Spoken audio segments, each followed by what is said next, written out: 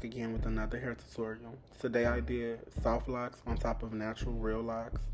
It was super simple, super quick, and I'm going to show you how I achieved this style in the next clip. So the hair I used was 3 packs of Bobbi Boss soft locks in 18-inch. 1 pack 1B, 1 pack 2, and then 1 pack a mix of T27 and 613. And then I used 3 packs of Free Trust Shake and Go, I want to say Passion Twist. In those packs I used 1B, 2, and then 1 T27 without the 613. So in this clip, you can just see me wrapping the spring twist or passion twist, I forget which one, I think it was passion twist, on top of the actual soft lock. I lost the footage of me initiating the step with, crocheting the soft lock through, then crocheting the passion twist here, locking the two, and then starting. All I have is the footage right here, which I'm really sorry about. I was really mad when it deleted, but can't get it back now. So yeah, I was just twisting it right there and then securing it with glue. You can use nail glue, but I didn't have any, and hair glue honestly works the same because they were dark, so you can't see it, it covers it up. It's nothing, it doesn't, it does no harm, it's the same thing. So yeah, basically, like I said, I think it's gonna show right here. You take one of the locks, you open up the top of it, which would be like the little hook. You open that, secure it on the crochet hook, take it underneath, pull it through, and then with the passion twist hair, since it comes twisted, you would just separate it, take the two ends, separate it down the middle, and then do the same thing, crochet underneath. And then you want to take the loop from the soft lock and not the real lock, the soft lock, and the curly hair together. And then you would just take the curly hair and get to wrapping to cover up, all of the hair so that it's smooth and it looks like a soft lock. So I think I'm going to do that right here. I use Shining Gem on the roots to just, slick it down because she did have a lot of new growth, and to smooth it so when I wrap it has shine and it's, sleek. I'm trying to remember what I was doing in this clip because I really don't remember. But yeah, I really don't have any footage. So right here was after I had finished the entire left side of her head. Like I said, the footage was very choppy and I had no control over it in a sense, so I'm really sorry about that. But on the left side of her hair, I only used the color 2 and the T27 mixed with 613 locks.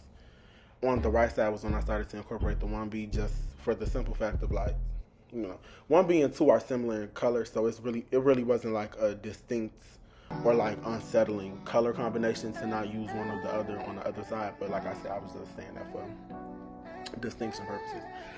But one thing a couple things I forgot to say in the last clip, I use spritz or freeze spray whenever I'm topping the glue on the lock, just for like personal preference. And also with real locks, obviously it's a simpler process because you don't have to part, you don't have to braid, and you don't have to those are the main two things, but it's just a simpler process because basically all of the the pre-doing is done for you because the hair is already in locks. So yeah, those are just like 2 things I wanted to mention in the last clip, but let's look it off. So yeah.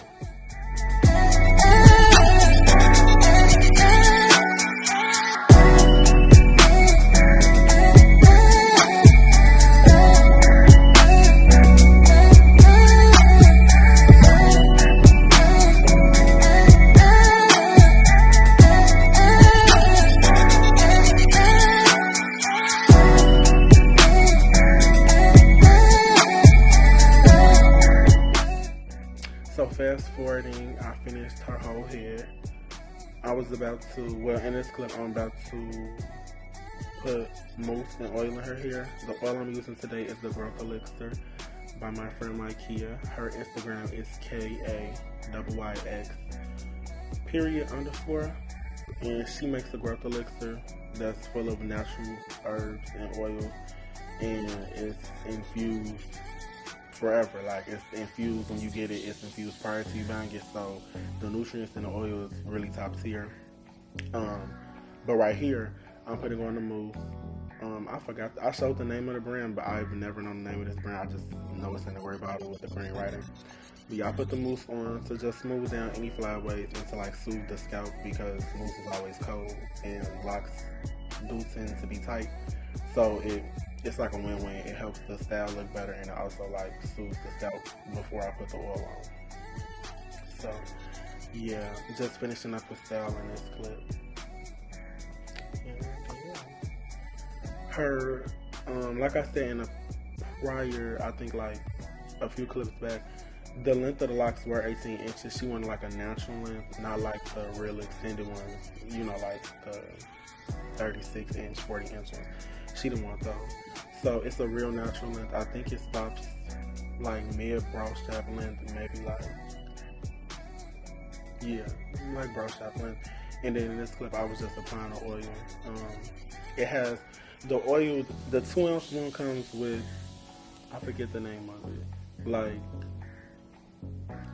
like a droplet. I don't know the terminology for the dispenser that comes on the 2-ounce bottle, but it's like a dropper. So you squeeze it at the top and then dispense it into the scalp. So I was just putting it all in her head because, like I said, locks do tend to be tight, so oil definitely helps. And it's a oil that helps keep the hair moisturized because since it is a protective style, you do want to keep your hair moisturized because it's not protective if there's no good benefits about the style than your hair just being covered up.